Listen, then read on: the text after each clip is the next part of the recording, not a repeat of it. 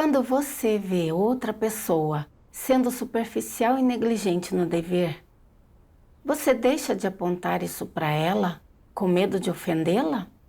Ou você até ignora isso com um sorriso para preservar seu relacionamento? Mas interagir com os outros desse jeito está alinhado com os princípios da verdade? Que tipo de caracteres corruptos e perspectivas equivocadas se escondem por trás disso? Qual é a opinião de Deus sobre esse problema e o que ele revela sobre isso? Vejamos o que o artigo testemunhal "Por que eu tenho medo de expor os problemas dos outros?" tem a dizer sobre isso. Quando estava na escola, eu percebia que alguns dos meus colegas eram muito francos. Quando viam que os outros estavam errados, eles se manifestavam e diziam isso, o que ofendia as pessoas com frequência e fazia com que eles fossem excluídos. Eu pensei, essas pessoas não são um pouco estúpidas? É como dizem, calar-se diante das falhas de bons amigos ajuda a criar uma amizade boa e duradoura. E nunca jogue sujo com as pessoas. Veja tudo, mas não fale tudo. Desse jeito, uma pessoa consegue se inserir na multidão.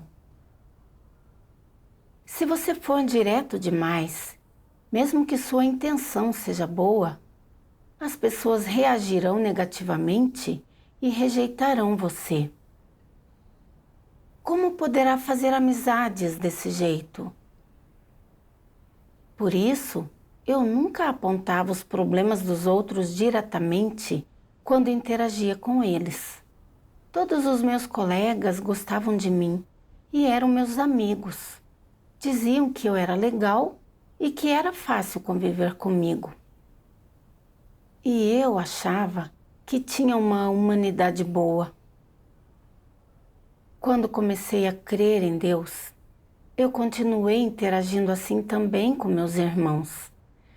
Eu não apontava os problemas dos outros quando os percebia.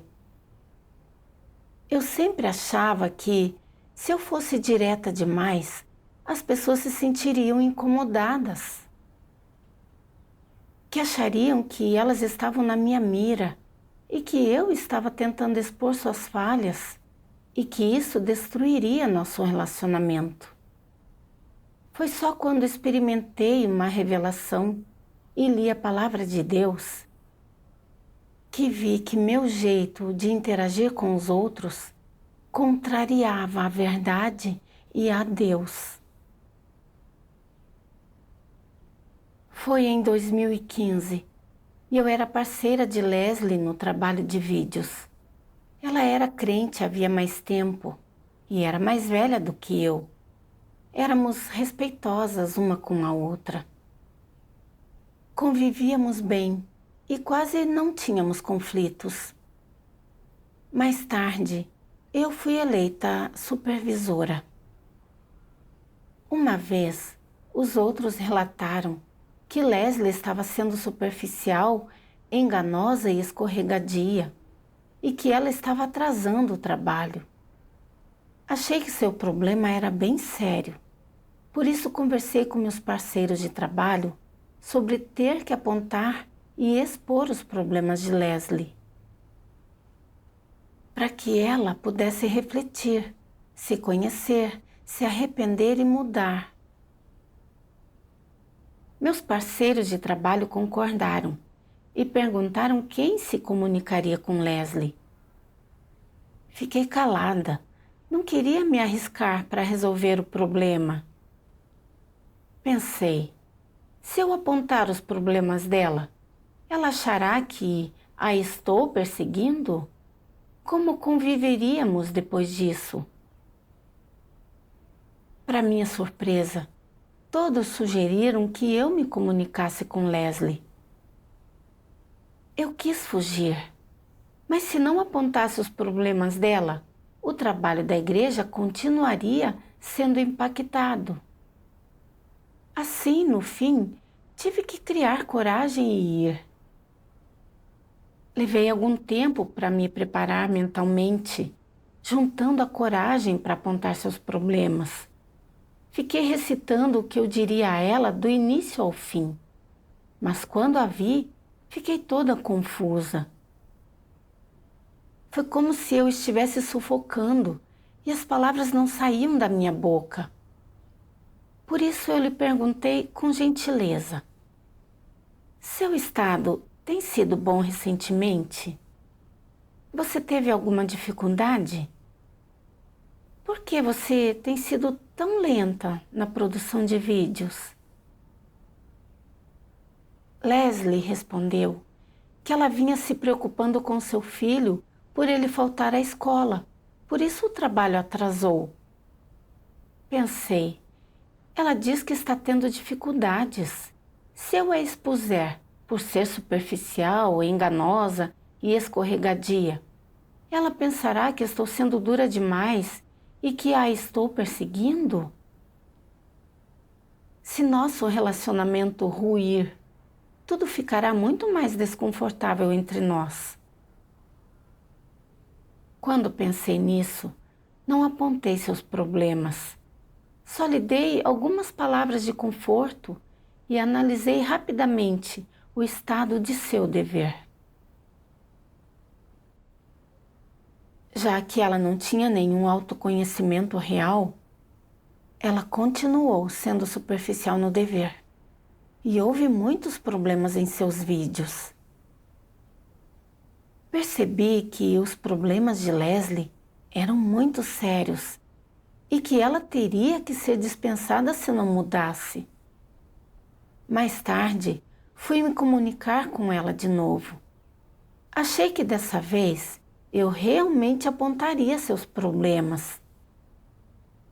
Mas assim que me sentei, as palavras ficaram presas na minha garganta de novo. Fiquei pensando em como falar de um jeito que não a deixasse desconfortável, mas a conscientizasse de seus problemas sem levá-la a pensar que eu a estava perseguindo e sem que ela desenvolvesse preconceito contra mim. Com muito tato, eu lhe perguntei: por que você sempre é desleixada em seu dever? Então, Leslie me disse que às vezes ela cedia à sua queda carnal por ler romances e negligenciava seus deveres. Ela ficou tão agitada que começou a chorar quando disse isso.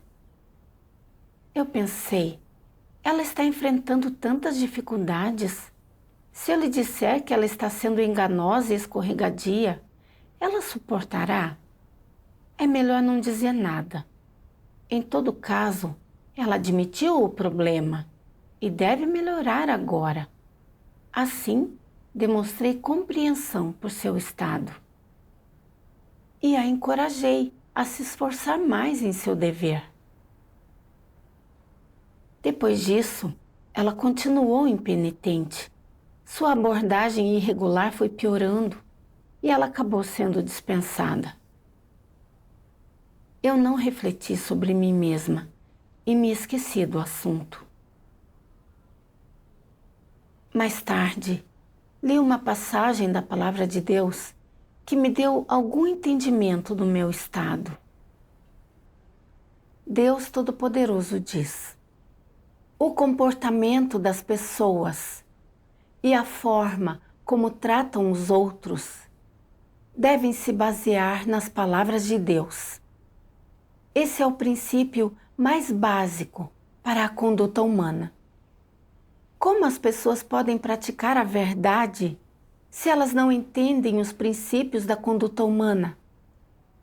Praticar a verdade não é dizer palavras vazias e gritar slogans. Não importa o que alguém encontre na vida, contanto que envolva os princípios de conduta humana, perspectivas sobre eventos ou a questão do cumprimento de seu dever, ele é confrontado com uma escolha e deveria buscar a verdade, buscar uma base e um princípio nas palavras de Deus e então encontrar uma senda de prática. Aqueles que conseguem praticar dessa forma são pessoas que buscam a verdade. Ser capaz de buscar a verdade desse jeito, por maiores que sejam as dificuldades encontradas, significa trilhar a senda de Pedro, a senda de buscar a verdade.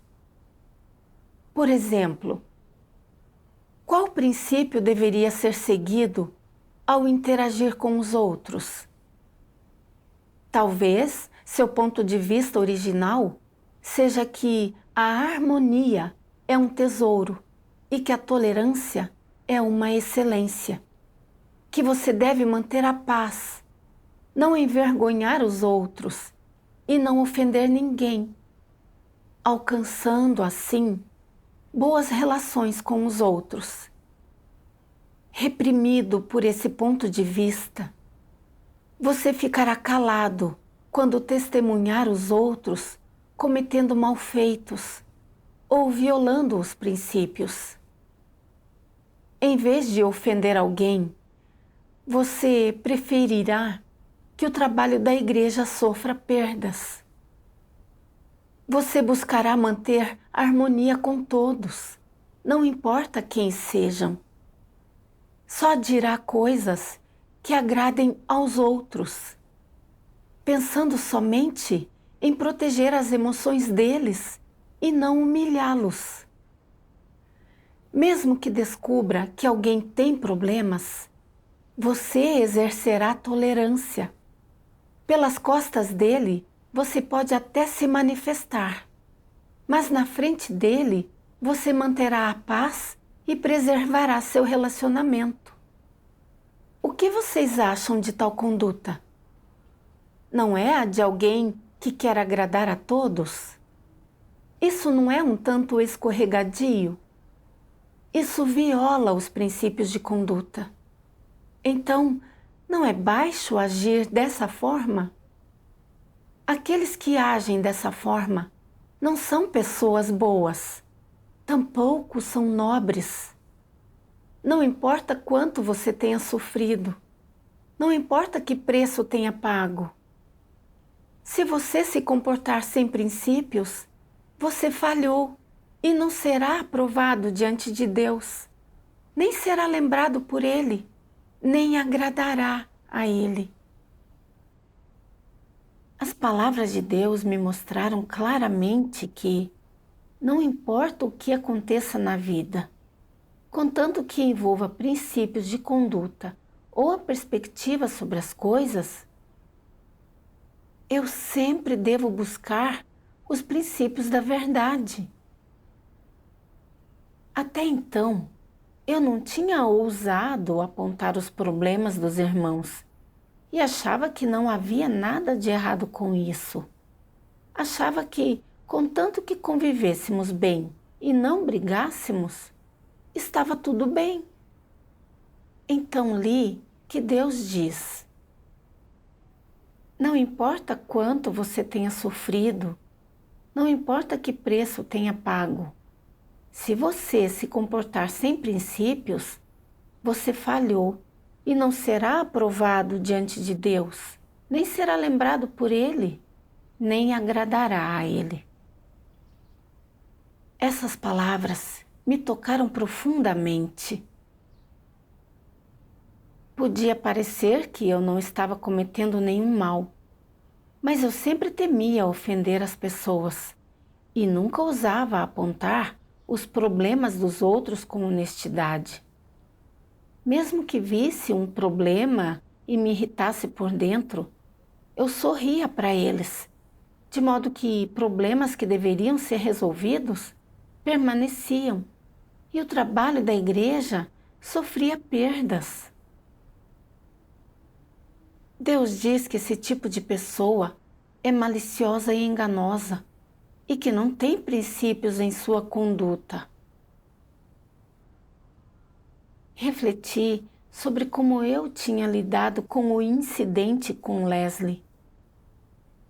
Eu estava ciente de que ela estava sendo enganosa e escorregadia e que estava impactando o progresso, mas eu tinha medo de deixá-la infeliz se eu fosse direta demais. Ela poderia pensar que eu era dura demais e desenvolver preconceito contra mim. Eu temia que ela rejeitasse isso e fizesse cara feia. Então as coisas ficariam estranhas entre nós. Querendo proteger nosso relacionamento, eu tinha medo demais de dizer qualquer coisa para expô-la ou lidar com ela. Vi que seu problema de ser superficial estava piorando e me irritei. Mas na comunhão com ela, eu tive medo de antagonizá-la, por isso não ousei mencionar seu problema. Só disse algumas coisas inofensivas que só tocaram no assunto. E até a consolei a despeito de como me sentia.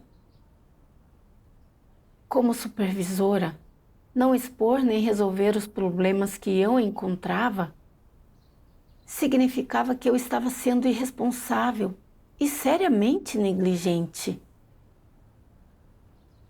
Finalmente, vi que eu estava fingindo ser a pessoa legal com os outros o tempo todo, achando que ser compreensiva e atenciosa significava que eu era uma pessoa boa.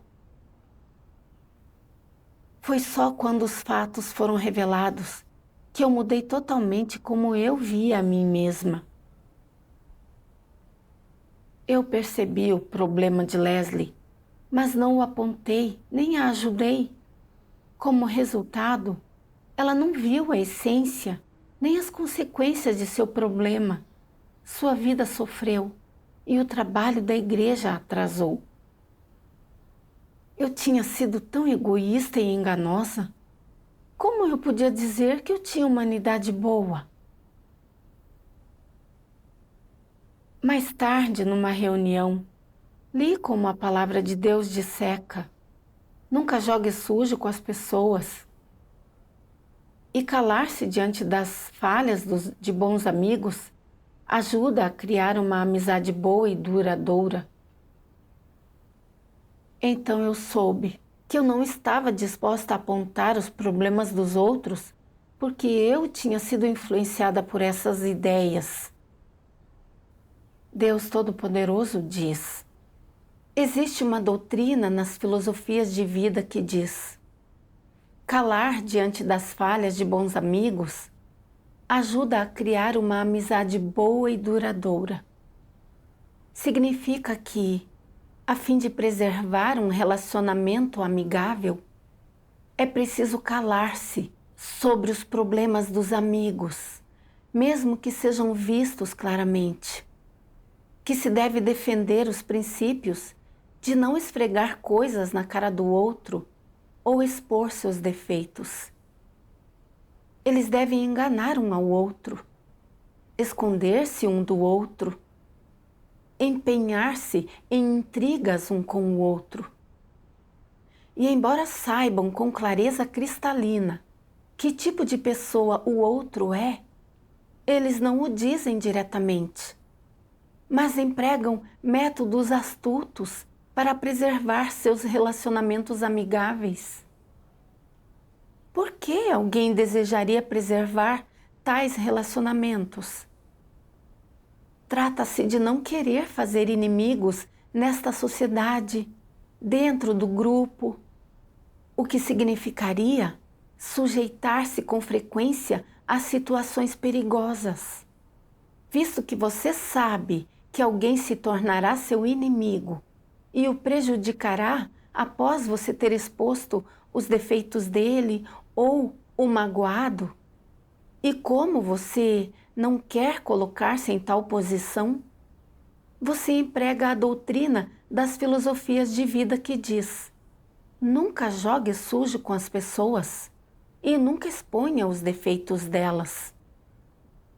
À luz disso, se duas pessoas estão nesse tipo de relacionamento, elas contam como amigas verdadeiras? Elas não são amigas verdadeiras, muito menos são confidentes uma da outra. Então, que tipo de relacionamento exatamente é esse? Não é um relacionamento social fundamental? Em tais relacionamentos sociais, as pessoas não podem oferecer seus sentimentos, nem ter trocas profundas, nem dizer o que quiserem, nem dizer em voz alta o que está em seu coração, ou os problemas que veem no outro, ou palavras que beneficiariam o outro. Em vez disso, escolhem coisas boas para dizer, para manter o apoio do outro. Elas não ousam falar a verdade, nem defender os princípios, para que não causem animosidade nos outros contra elas. Quando ninguém as ameaça, elas não vivem em paz e tranquilidade relativas?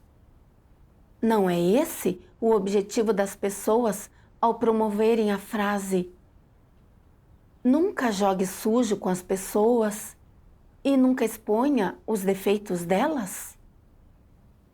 É claro que esse é um modo de existir astuto e enganoso, com um elemento de atitude defensiva e cujo objetivo é a autopreservação.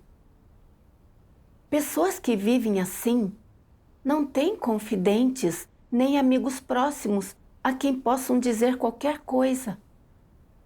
Elas são defensivas umas com as outras, são calculistas e estratégicas, e cada uma tira do relacionamento o que precisa. Não é assim? Em sua raiz, o objetivo do ditado "nunca jogue sujo com as pessoas e nunca exponha os defeitos delas" é evitar ofender os outros e fazer inimigos. É proteger-se não machucando ninguém. São uma técnica e um método adotados para impedir que você seja machucado. Analisando esses vários aspectos da essência, a exigência feita à virtude das pessoas de nunca jogue sujo com as pessoas e nunca exponha os defeitos delas é um princípio nobre? É positivo? Não. O que então ele ensina às pessoas? Que você não deve chatear nem magoar ninguém. Caso contrário, você acabará sendo magoado. Além disso, que você não deve confiar em ninguém. Se você magoar qualquer um de seus bons amigos, a amizade começará a mudar silenciosamente. Ele deixará de ser seu amigo bom e próximo e passará a ser um estranho que passa na rua ou seu inimigo. Que problemas ensinar as pessoas desse jeito pode resolver? Mesmo que, ao agir dessa forma, você não faça inimigos e até perca alguns, isso fará com que as pessoas o admirem e aprovem e o guardem sempre como amigo? Isso alcança totalmente o padrão de virtude? No máximo, isso é só uma filosofia de vida. Quando Deus dissecou o impacto de nunca jogue sujo com as pessoas e calar-se diante das falhas de bons amigos ajuda a criar uma amizade boa e duradoura, senti que Ele estava diante de mim e me expondo. Ao viver segundo essas filosofias de conduta, minhas palavras e ações só serviam para me proteger. Não importava com quem eu estivesse. Eu sempre me atinha ao princípio de nunca antagonizar nem ofender ninguém. Quando eu ainda estava na escola, eu via que as pessoas francas eram excluídas. Por isso eu achava que, a fim de se dar bem com os outros, você nunca pode dizer como você realmente se sente e que nunca deve mencionar os problemas de uma pessoa e ofendê-la. Desse jeito, as pessoas gostarão de você e você se adaptará facilmente. Mesmo depois de crer em Deus, eu continuei seguindo esse método de conduta com os irmãos. Para não ser rejeitada e não ferir pessoas, sempre que as pessoas precisavam ser expostas e poderiam se ofender, eu dava um passo para trás. Ou pedia que um parceiro lidasse com isso. Às vezes, quando precisava me comunicar, eu só dizia algumas coisas irrelevantes que serviam à situação. E isso fazia com que muitos problemas não fossem resolvidos a tempo. Eu acreditava que filosofias mundanas como um amigo a mais significa um caminho a mais e calar-se diante das falhas de bons amigos ajuda a criar uma amizade boa e duradoura eram critérios para minha conduta. Eu nunca dizia a ninguém o que eu realmente pensava e me tornava cada vez mais falsa e enganosa. Eu pensava que manter boas relações e conviver bem com todos faria com que as pessoas gostassem de mim e assim eu ganharia a aprovação dos outros. Se algum dia eu dissesse ou fizesse algo que violasse os princípios, as pessoas me inocentariam e não me deixariam passar vergonha. Vi que eu não tinha princípios em minhas interações. Eu só queria manter todos felizes e sorridentes e que ninguém expusesse as falhas de ninguém.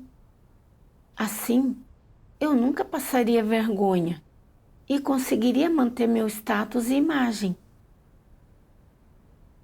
Eu não estava tentando conquistar as pessoas e usá-las. Eu podia parecer agradável, afável e empática, mas por trás de tudo isso, eu buscava meus fins tácitos. Eu era realmente maligna. Lembrando-me da questão com Leslie, eu sabia que ela estava sendo enganosa e escorregadia, mas para não antagonizá-la, eu não apontei nem expus seus problemas e impactei o progresso do trabalho.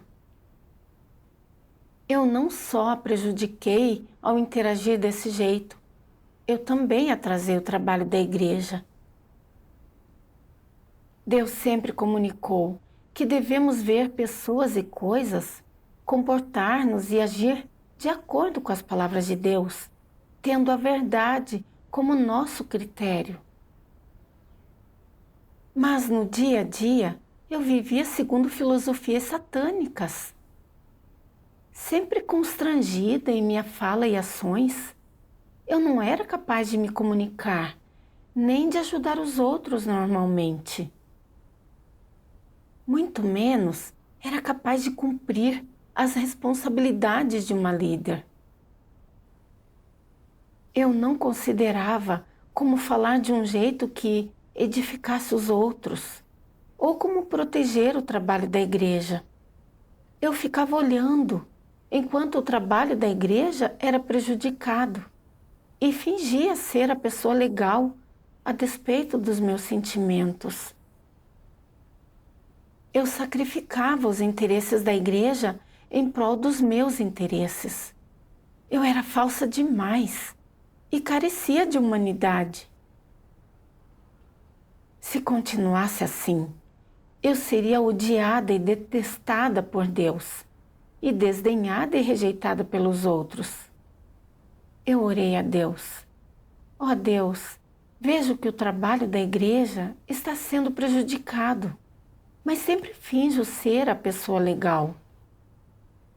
Não estou protegendo os interesses da igreja, e isso deve enojar-te. Ó Deus, quero me arrepender. Por favor, guia-me para eu resolver esse meu problema e ser uma pessoa com um senso de justiça que protege o trabalho da igreja. Depois disso, li mais da palavra de Deus. Quando algo surge, você vive segundo uma filosofia de vida e não pratica a verdade. Você sempre teme ofender os outros, mas não teme ofender a Deus, e até sacrificará os interesses da casa de Deus para proteger suas relações interpessoais. Quais são as consequências de agir dessa forma? Você terá protegido muito bem suas relações interpessoais, mas terá ofendido a Deus, e Ele detestará e rejeitará você, e se irritará com você. O que é melhor, no final das contas? Se você não souber dizer, então está completamente confuso. Isso prova que você não tem a mínima compreensão da verdade. Se continuar assim, sem nunca acordar, o perigo é realmente grande e, no fim, você não poderá alcançar a verdade. Será você que terá sofrido uma perda. Se você não buscar a verdade nessa questão e se falhar, você será capaz de buscar a verdade no futuro? Se você ainda não conseguir, já não será mais uma questão de sofrer uma perda. No fim, você será expulso. Se você tiver as motivações e a perspectiva de uma pessoa legal, então, em todos os assuntos, você será incapaz de praticar a verdade e de obedecer aos princípios. E você sempre falhará e cairá. Se você não despertar e nunca buscar a verdade, então você será um incrédulo e jamais ganhará a verdade e a vida. O que então você deveria fazer? Quando confrontado com tais coisas, você deve clamar a Deus em oração, implorando pela salvação e pedindo que Deus lhe dê mais fé e força para o capacitar a seguir o princípio, a fazer o que você deveria fazer, a lidar com as coisas de acordo com o princípio, a permanecer firme e proteger os interesses da casa de Deus e impedir que qualquer dano aconteça ao trabalho da casa de Deus. Se você for capaz de abandonar seus interesses pessoais, sua reputação e sua postura de uma pessoa legal, e se você fizer o que deveria fazer com um coração honesto e íntegro, então você terá derrotado Satanás e terá ganhado esse aspecto da verdade. Se você sempre viver segundo a filosofia de Satanás, mantendo seus relacionamentos com os outros e nunca praticando a verdade, não ousando obedecer aos princípios, então você será capaz de praticar a verdade em outros assuntos? Você não terá fé, não terá força. Se você nunca for capaz de buscar nem de aceitar a verdade, então tal fé em Deus lhe permitirá obter a verdade? Não. E se você não consegue obter a verdade, você pode ser salvo? Não pode. Se você sempre vive segundo a filosofia de Satanás, se carece completamente da realidade e da verdade, então você nunca pode ser salvo. A palavra de Deus me mostrou que meus princípios sempre tinham sido manter relacionamentos e nunca fazer inimigos, em vez de praticar a palavra de Deus. Quando eu via algo que não estava alinhado com a verdade, eu simplesmente cedia e permitia, querendo proteger meus relacionamentos com os outros, permitindo que eu vivesse num estado de segurança. Eu vi que estava trilhando a senda da moderação, sem nenhum princípio. Deus exige que falemos e hajamos de acordo com Sua palavra, que sejamos pessoas que amam o que Ele ama, que odeiam o que Ele odeia, e saibamos distinguir o bem do mal, que sejamos capazes de discernir todos os tipos de pessoas e tratar os outros de acordo com os princípios. Só essa prática se conforma à vontade de Deus. Eu vi que Leslie estava atrasando o trabalho em seu dever, mas não a critiquei nem expus. Eu a confortei quando ela chorou e fingi ser a pessoa legal, a despeito dos meus sentimentos. Assim, eu protegi nosso relacionamento e fiquei do lado de Satanás ao mimá-la.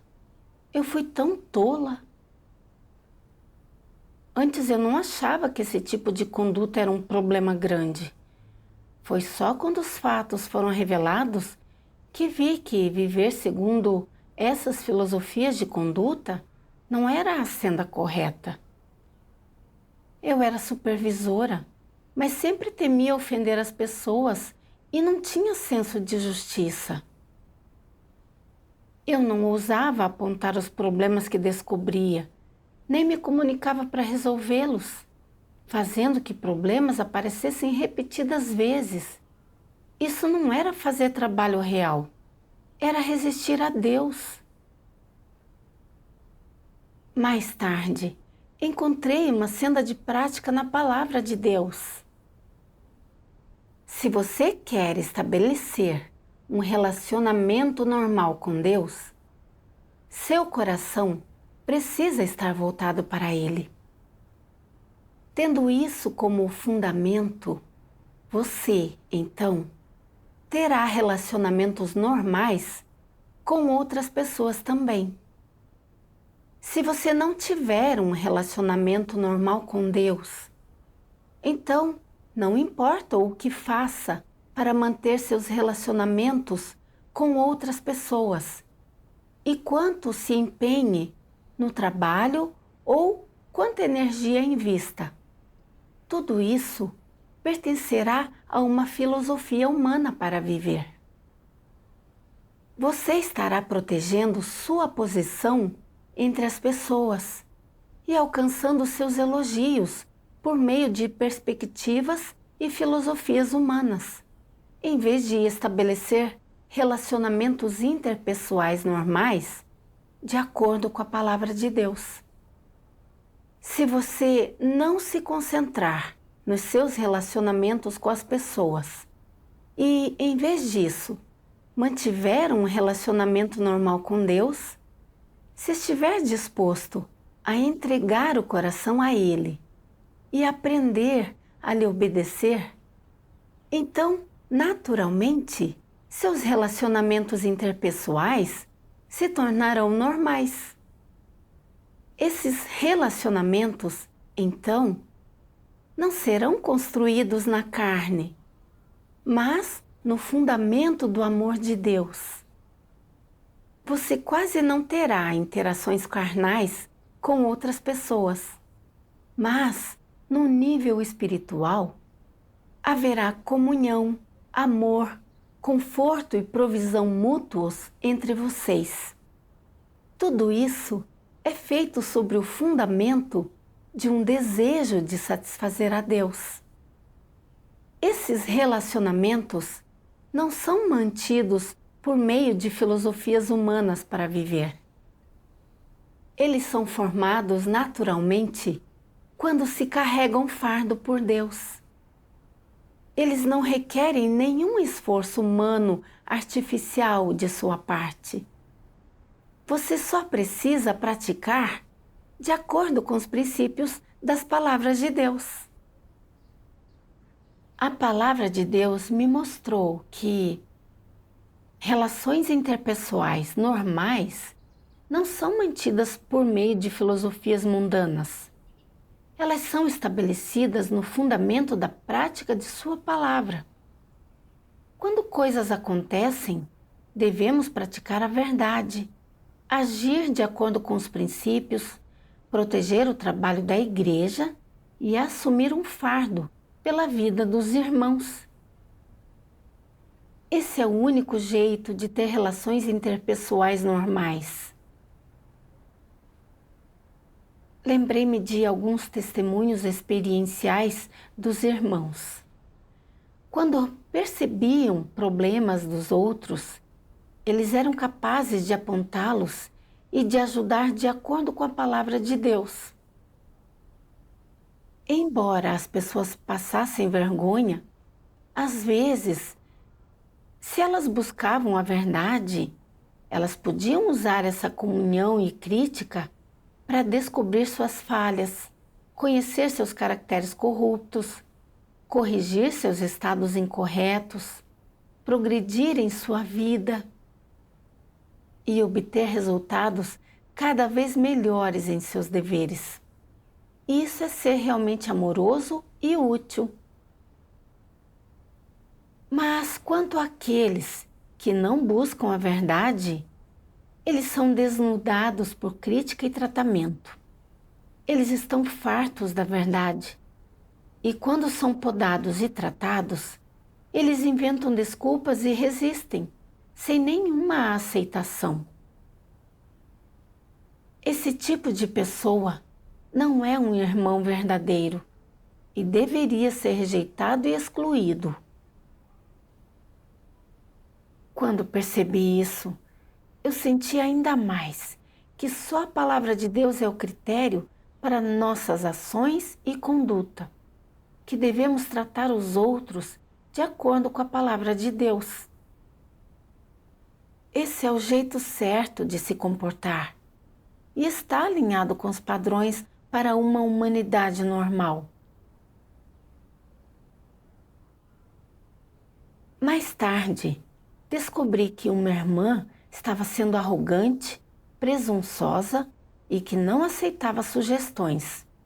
Ela fazia o que queria e atrasava o trabalho.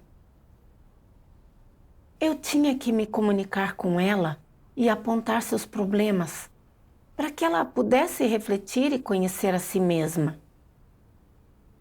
Mas eu estava um tanto apreensiva. E se ela não aceitasse? Ela desenvolveria preconceito contra mim e diria que eu a perseguia? Lembrei-me do meu fracasso anterior e do que tinha lido na Palavra de Deus pouco tempo antes. E isso despertou algo em mim. Se eu ignorasse o trabalho da igreja em meu esforço para proteger nosso relacionamento, eu estaria ofendendo a Deus. Dessa vez, Deus estava observando minha atitude para ver se eu tinha me arrependido e mudado. Eu não podia tratar as pessoas como tinha feito no passado. Lembrei-me de que a palavra de Deus diz: quando confrontado com tais coisas, você deve clamar a Deus em oração, implorando pela salvação e pedindo que Deus lhe dê mais fé e força para o capacitar a seguir o princípio, a fazer o que você deveria fazer, a lidar com as coisas de acordo com o princípio, a permanecer firme e proteger os interesses da casa de Deus e impedir que qualquer dano aconteça ao trabalho da casa de Deus. Senti Deus ao meu lado, encorajando-me a tomar esse passo. Eu orei a Deus, pedindo que Ele me desse a força para que eu pudesse praticar a verdade, colocar o trabalho da igreja em primeiro lugar e deixar de ter medo de ofender as pessoas, de proteger relacionamentos. Depois de orar, procurei essa irmã. Além de expor seu problema com base em seu comportamento consistente, eu também apontei que ela era arrogante e não aceitava sugestões dos outros. Que isso era estar farto da verdade e ter um caráter satânico. Eu disse que, se ela continuasse obstruindo o trabalho da igreja, sem se arrepender nem mudar, ela seria dispensada. Depois de dizer tudo isso, eu não me senti como sempre tinha me sentido antes, temendo que fosse odiada. Em vez disso, eu me senti mais relaxada e em paz. Em retrospectiva, eu sempre costumava viver segundo filosofias de condutas satânicas, com medo de ofender pessoas, de causar disputas e conflitos. Nas interações, eu sempre considerava a honra dos outros e protegia os relacionamentos, perdendo muitas chances de praticar a verdade. Agora, quando preciso apontar os problemas das pessoas, eu ainda tenho um pouco de medo, mas sempre oro a Deus, corrijo minhas opiniões e intenções para praticar de acordo com os princípios. Essa experiência me permitiu corrigir minhas opiniões equivocadas. Eu agradeço a Deus de verdade. Aqui termina nosso artigo testemunhal de hoje. Espero que ele tenha sido útil para você. Obrigada a todos por assistir e até a próxima!